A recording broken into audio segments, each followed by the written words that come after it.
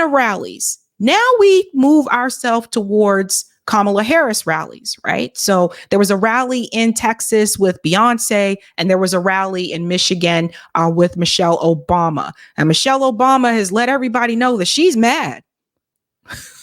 She's angry because the men don't want to come out and support the women behind abortion.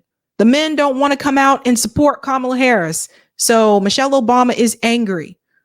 Well, Michelle Obama, people don't owe Kamala Harris their votes. And even when you go to the Beyonce situation in Texas, similar thing. We'll start with Beyonce. We'll make our way to Michelle Obama. Beyonce shows up in Texas and tells everybody that she's here not as a performer. She is here as a mother. As a mother. Let's get into it. I'm not here as a celebrity. I'm not here as a politician. I'm here as a mother. A mother who cares deeply about the world my children and all of our children live in. A world where we have the freedom to control our bodies. A world where we're not divided. Our past, our present, our future merge to meet us here. So Beyonce, you know, I like some of Beyonce's songs, and I'm just going to kind of keep it at that because this is what I have to say. You are there as a mother. So as a mother, you know, hopefully you would care about those kids that are being killed in Palestine. As a mother, hopefully you would stand against the genocide of children. As a mother, hopefully you would push back against the state of Israel that is slaughtering those children as a mother. Beyonce was paid to be there. Like most of the celebrities that have been at these rallies, these people aren't showing up for free. And from what I read, a couple mil for her to come up there and speak for 4 minutes and then walk off the stage. Now, apparently this upset some people because from what I understand, some people thought that they were coming to see a Beyonce concert, that there was going to be a performance. They wanted a show. And that did not happen. Now, this guy here, who's a YouTuber, he talked about what happened at the rally. And I believe this is where he talks about the boos. So if you want to hear what happened, yes, there was booing at the rally. And yes, some people left the rally after Beyonce walked off the stage. So when you hear corporate media brag that there were 30,000 people there to see Kamala, no. There were 30,000 people there to see a Beyonce concert, not to see Kamala Harris. That's like me inviting you to an event and I'm going to be at the event, but I tell you, hey, the headliner is going to be Kendrick Lamar. I'm pretty sure the thousands of people that are showing up are there to see Kendrick Lamar. You know what I mean? It's just common sense. Listen to what he had to say. Someone else would have already been there. It was fine. Beyonce. The hype was very clear in there for Beyonce. That's the reason why a lot of people are there. They're expecting a free Beyonce concert. Here's the kicker though. Beyonce was never scheduled to be there. It was all rumor based. Kamala never said Beyonce would be there. The Democrats never said she would be there. Beyonce never said she would be there. The only thing that the Democrats and Kamala did was say that Tina Knowles, Beyonce's mother, would be speaking. And that actually did happen. And people put two and two together like, okay, it's Houston, Beyonce's hometown, it's at a stadium. Beyonce's surely going to be there, especially given that Beyonce threw a whole concert for Hillary. So that's why people thought Beyonce was definitely going to be there. And they were right. I mean, she was. But for anybody upset that Beyonce didn't perform, personally, as a fan, I'm not upset because there was never any mention of a performance. Like, how am I supposed to be mad that Beyonce didn't perform when no one ever said she was performing to begin with? That's not right for me as a fan. It's not right for anyone to expect her to perform when she never said anything. It's not fair. And then for other people, like, well, why was she there to begin with? If you're not familiar with Beyonce and her family, they're from Houston. For the past 60 years, they've been in Houston. Whenever anything happens to Houston, from hurricanes to COVID, Beyonce's writing a check and sending it to Houston. They help out a ton. So it made sense why she was there. She did end up giving a 5-minute speech. There was no performance. She was in and out, and that was it. And like I said before, at the beginning of that pre-party, it felt like a Beyonce concert. That DJ was playing Beyonce non-stop, and it was lit. All the Beyonce fans were lit. It was a great time. And when Beyonce left that stage, So did majority of her fans, and then everybody else started trickling out too. Kamala. Honestly, the hardest part about being there that entire day was when Kamala got on stage. I'm not. Pause. So you see what's happening here, right? So again, that was corporate media trying to get you to believe that 30,000 people showed up to see Kamala Harris. Here's someone who was there. Sounds like they were there to see Beyonce. I'm even trying to be funny. I'm not trying to be mean. Her voice is ear piercing. The cackle is too much. The speech, it was very like, look at this, y'all. It was just fluff. And it was sad to see so many people like really rally behind her. It's kind of bad. It was kind of funny seeing all the people boo at her and then people booing at the booing. It was so much drama when she got on stage. Literally when Kamala got on stage, that's when all the drama ensued. And she kept saying all these lies. I remember at one point she was like, where's my Gen Z at? I love y'all. Y'all are the best.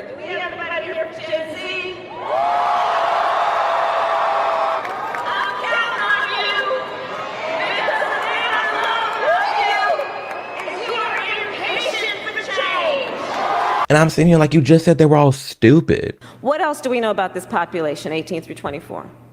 They are stupid. That is why we put them in dormitories, and they have a resident assistant. And people were acting like she didn't say that. It was when Kamala came on, people did start to leave. She really went hard on the abortion rights. She went hard on Trump packing the courts. She went hard on, I wish there was a Trump counter on the screen. She said Trump so much. It really did show me that her entire campaign is rallying behind reproductive freedom and abortion. That's it. That's what this. So everybody hear that? So that's a big part. And whether you agree with abortion or not, I've said this before, that is not, for most voters, that's not their number one issue. For most voters, the number one issue is the economy. Now, people were booing. Let's get to the boos. What was that all about? Talking about, did people boo? Okay, there's been so much like controversy around this whole, were people booing? What were they booing at? There are people that were there, I saw on TikTok, talking about no one was booing. And I'm like, people were definitely booing. And then people were like, oh, people are only booing at the technical difficulties. No, that's not the case either, because we see all the hecklers that were actually there booing at Kamala. So yes, let's get into the two reasons why people were booing. One, technical difficulties. So I'm gonna try to have some videos up here to display it well, but they had two screens up in the corners, a big screen behind the speaker, and then a screen on the other side of the stadium. In the middle of the floor, they had the media pit, which had the clear angle of whoever's speaking. Well, when the speakers started coming on, obviously like that tall middle thing was blocked. It was even blocking people on the floor. Like you couldn't see who was speaking. And everyone's like, okay, they're gonna put the person on the big screen. They didn't do that. They weren't using any of the screens. Matter of fact, it was just, you just hear voices. Like you might as well have been listening to a podcast. So you had a lot of people booing in the beginning, like, boo, we can't see. They were chanting, we can't see, turn screens on.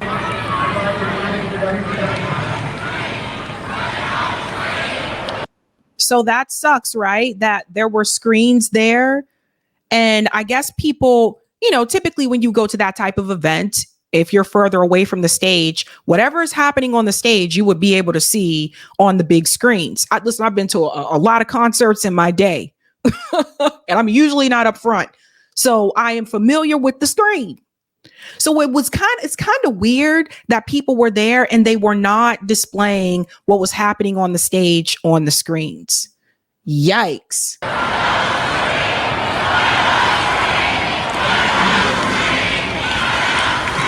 There were a lot of people booing at that throughout the entire night because the screen kept going off, or they'll cut it on when someone's leaving the stage. When Kamala hit the stage, they didn't cut that graphic on. So people were booing at the event staff, not Kamala, when she first got on, because you couldn't even see her.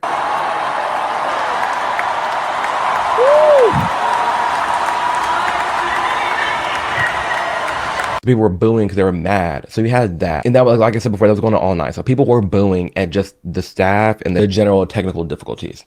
Now, two, were people booing at Kamala? Yes. There were hecklers all around, honestly. There was the Palestine people.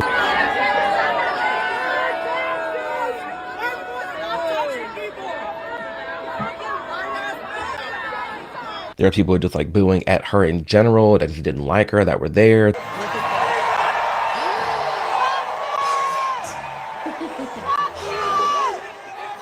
Really sat there all day just to boo at her, which is crazy to me. But yeah, there were people that are booing at her throughout her whole speech. And so that's important, I think, for people to hear, because that proves to you once again, I think a lot of people came there to see a Beyonce concert, and that is not what that turned out to be. Now, was it wrong for people to assume that there was going to be a concert? Well, I guess if they were thinking about what happened with Meg Thee Stallion, when Meg Thee Stallion appeared at Kamala Harris's rally in Atlanta, she did perform. She was all booty out and all. She was doing the Meg like she usually does.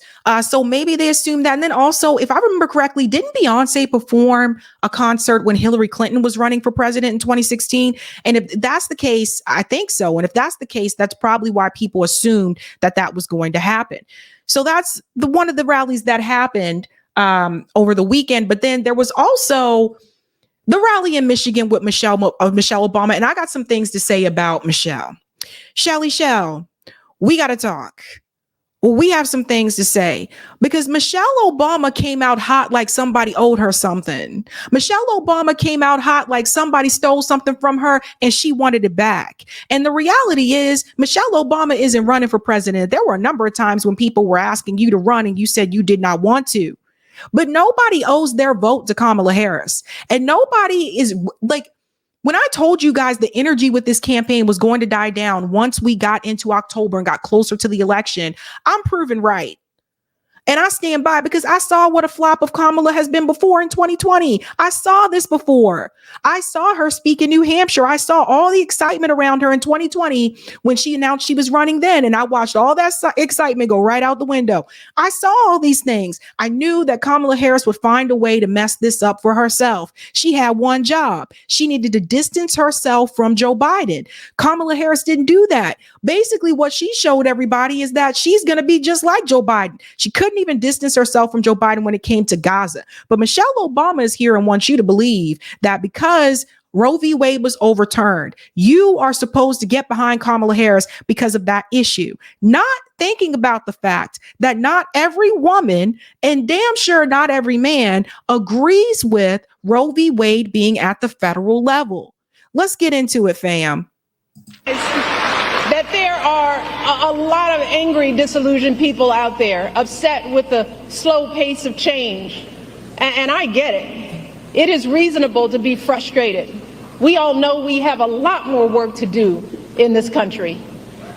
But to anyone out there thinking about sitting out this election or voting for Donald Trump or a third-party candidate in protest because you're fed up, let me warn you, your rage does not exist in a vacuum. So let's go ahead and pause right there, shall we? Okay, first of all, Michelle Obama, you really like weeks too late. A lot of people that I've seen have already voted and have already voted third party or have already voted for Donald Trump. Now, how can you stand there and say, I understand that people are frustrated and there's a lot of work that needs to be done? First of all, she said, we have a lot of work to do. Who's we? Who's we? Last time I checked, Michelle Obama isn't a part of the Democratic Party. She's not a politician. What do you mean we? What are you talking about? So there's that. But if you acknowledge that there's a lot of work that needs to be done, then how can you sit there after that and shame people for not wanting to support the party that hasn't done the work? She came out mad. She came out hot. Come on, guys, let's keep it real. She came out hot. It's like, read the room. Why are you yelling at the people at the rally? The people at the rally are there to see Kamala. Why are you yelling at them? Why? Somebody tell me. Does this make sense to you? Doesn't make sense to me. If we don't get this election right, your wife, your daughter, your mother, we as women will become collateral damage to your rage.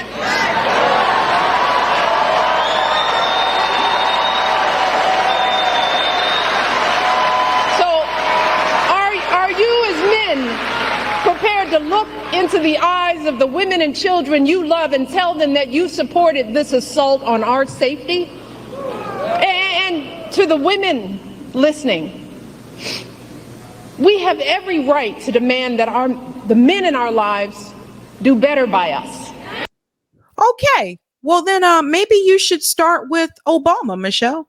Maybe you should start with the man in your life the one who was running on codifying Roe v. Wade, said it would be the first thing that he would do if he was elected. And then he got elected. And guess what he said? He's not going to do it. He tried to point fingers at Lieberman, even though at the end of the day, all Obama had to do was to end the filibuster. That's it. And we wouldn't be here. Even if Donald Trump would have won in 2016, we wouldn't be here. This wouldn't be an issue.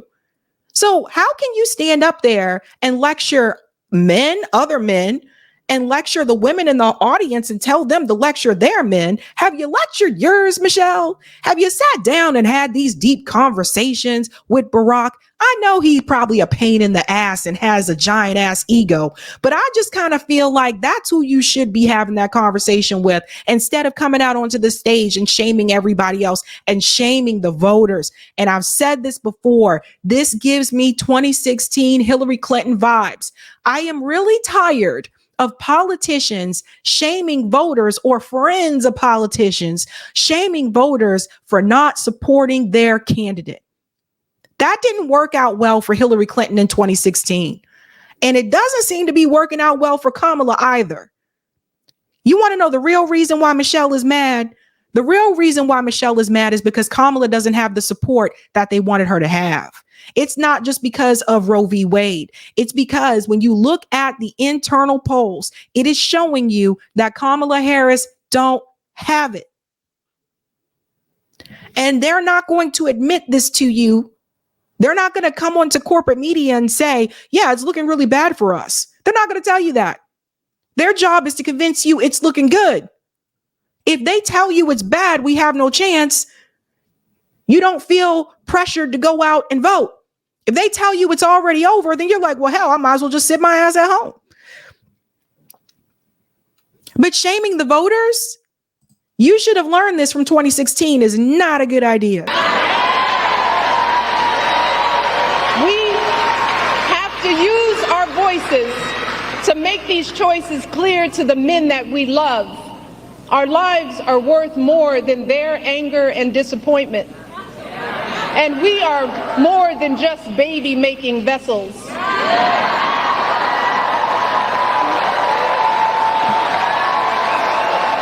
And if you are a woman who lives in a household of men that don't listen to you or value your opinion, just remember that your vote is a private matter. Regardless of the political views of your partner, you get to choose. You get to use your judgment and cast your vote for yourself and the women in your life. Remember, women, standing up for what is best for us can make the difference in this election. It's really interesting, you know, I just have to shake my head because I read Michelle Obama's book. And you know what I learned reading Michelle Obama's book? That Michelle Obama did not want Barack Obama to get into politics, mainly because of the experiences that she had when she was growing up. She said she was friends with Jesse Jackson's daughter, and she did not like politics because she saw what her friend had to go through. So it's interesting to me that you're saying that these women, their men, need to listen to them, but Barack didn't listen to you, because you didn't want him to go into electoral politics, but he decided to do it anyway because Barack Obama has that ego. So how can you sit up here and lecture the rest of us? So let us use our voices in these final days to make it plain to the men in our lives that we need to stand not with Trump, but with us. We need them to vote for the only candidate in this race who will protect our lives. We need them to vote for Kamala Harris. Kamala, she will fight to restore our reproductive freedoms and defend our health. Kamala will fight for our access to life-saving emergency care and maternal care in every state. Kamala will veto any abortion ban or bill that restricts access to contraception or IVF. Kamala will expand access to birth control and abortion pills. And she will do all of this not because she's a woman, but because she's a decent human being. A decent human being that locked up all those black men, a decent human being that locked up parents for truancy. That doesn't seem decent to me. But go ahead. I know you got to do your thing, Michelle. Go ahead. We know you got to do your propaganda. She will do this because she cares about the lives of people other than herself. And that's really what this election is about, Michigan. This isn't just about what we have an obligation to say no to. It's about what we have the opportunity to say yes to. And we can elect someone who has the experience, the character, and the strength to look at all these challenges and still see a brighter day on the other side. Kamala Harris will see us, all of us. Kamala Harris will listen to us, all of us. She will protect our freedom. She'll stand up for all of our lives. She will have our backs for the folks trying to get ahead and those just trying to get by.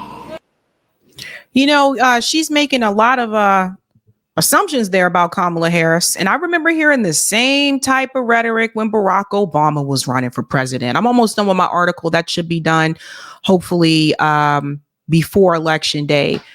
I'm almost done with this article I've been writing about why I would not support Kamala Harris.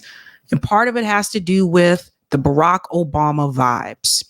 And I will say this, I have seen this before, and I think some of you have as well. All of a sudden, this one person going to do all of this, all these promises. All of a sudden, there's no Congress involved. We don't need those guys. They're just going to do all these things. And I heard the same speech about protecting reproductive rights for women when Barack Obama was running for president. So now what Kamala Harris and Michelle Obama have done is they are focusing primarily now on abortion and attacking Donald Trump, when the number one issue for voters is the economy.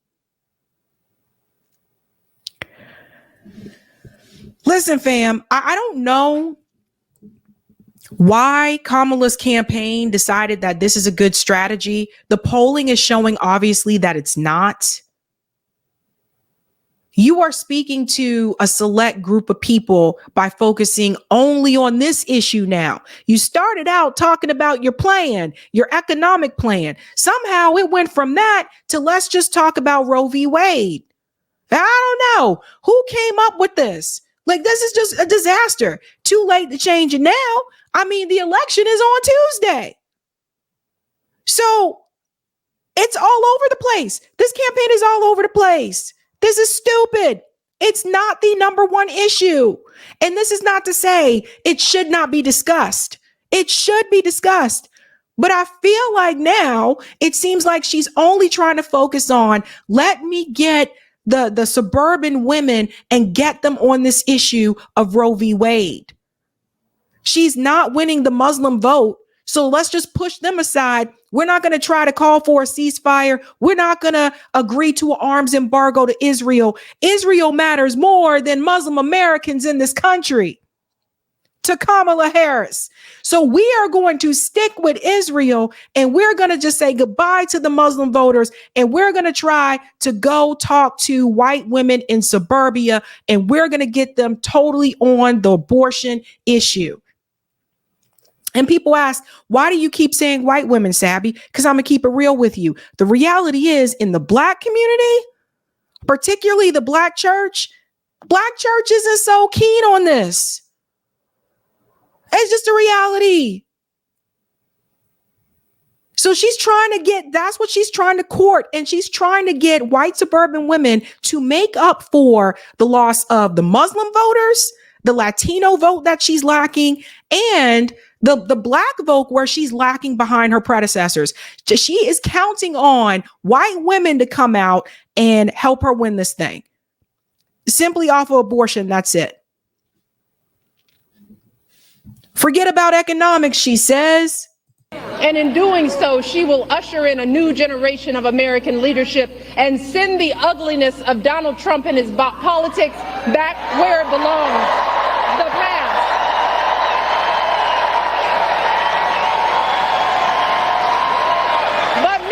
Again, she cannot do any of this alone. So I'm asking you one last time, let us not just sit around and complain. Let's do something. If your brother or your son or boyfriend needs to hear your perspective, are you willing to talk to them? Are you willing to send a video of what I've just said? Are you willing to do something? So wait a minute. So now there's this assumption that women are afraid to talk to their significant others about who they're going to support. What is happening here? Sounds like to me, Michelle Obama doesn't think that women are as strong as she says that they are, or that we have minds of our own. Isn't that what she told you before? Women are smart. We're capable. We're this. We can do everything, except you can't talk to your own husband. You can't talk to your own boyfriend. This is not the 60s. This is not the 70s. Who is she talking to? We'll finish it up here. If you have an aunt who's thinking about sitting this one out or voting for a third party, are you willing to have an uncomfortable conversation? Are you willing to do something? No, you wouldn't have to have that conversation, Michelle, because here's the thing. Most of the people that I know so far already voted for Jill Stein or Cornel West. And this is the thing, is like, now it's like we got to say something about these people willing to vote third party. None of that would even be happening if the Democratic Party didn't move further to the right. None of that would be happening if Kamala Harris not trying to run a Republican-like campaign, okay? With Liz Cheney and promoting endorsements from Dick Cheney, the guy who shot his friend in the head. This is the problem. It is not the women who are at that rally. Obviously, they support Kamala. That's why they're there. It is not because women don't know how to talk to their boyfriends or their husbands.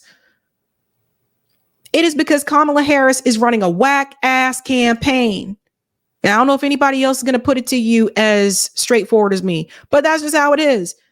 How you go from talking about, this is my plan for the economy. And yeah, we had criticisms about certain parts of the plan where she kept changing things, like the house tax credit, which is a down payment, but it's a tax credit, that type of thing. But you just totally stepped away from all that and just said, let's just focus on Roe v. Wade. Not realizing not even everybody in the Democratic Party agrees that that should be handled at the federal level. And not all Republican women are against, not all Republicans are against abortion either. But what I've been hearing from many people is that they don't feel like it should be handled at the federal level. They feel like it should be handled at the states. But solely trying to just zone in on this issue? I don't know. If you have an extra hour or extra weekend, are you willing to knock on doors and talk to your neighbors? Are you willing to do something? Look, Michigan, we've just got 10 more days to make it happen. 10 more days to wave goodbye to the incompetence and hatred and division. 10 more days to welcome in a leader with the character and the heart and the strength worthy of the office she seeks and worthy of the country that we all love. Michigan, let's give Kamala everything we've got. Can we get this done? Yeah, this is a doozy, because for me, it's just like, if Kamala's so worthy, why do you have to fight so hard? Why do you have to try this hard? This hard? Why? Don't you guys think it's a little bit weird? Like, why do you have to? No one voted for Kamala Harris in the 2024 Democratic primary. Not one person. You guys selected this chick who had no plan in the beginning for days, for weeks, finally came up with some type of agenda, was talking about economic plan. Then some genius in the campaign goes, let's just focus on white women and abortion. Michelle Obama has a lot of smoke, a lot of heat for people who don't want to support Kamala Harris. But she did not have that same smoke and heat for her own damn husband, who promised to codify Roe v. Wade. The Freedom of Choice Act is not my highest legislative priority. I believe that women should have the right to choose. But I think that the most important thing we can do to tamp down some of the